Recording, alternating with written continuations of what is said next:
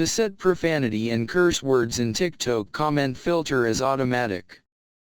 In Android phone, open TikTok app. Tap TikTok to open. And then tap Profile.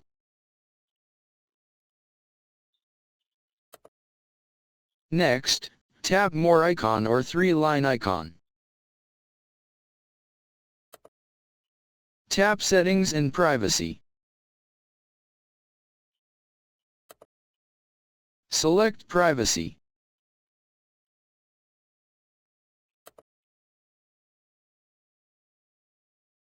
Tap Comments. And then, on Comment Filters, tap Filter selected comment types. Tap Profanity and Curse Words. Tap Automatic, Show All Content. And then tap Close icon to save. Thanks for watching, have nice day.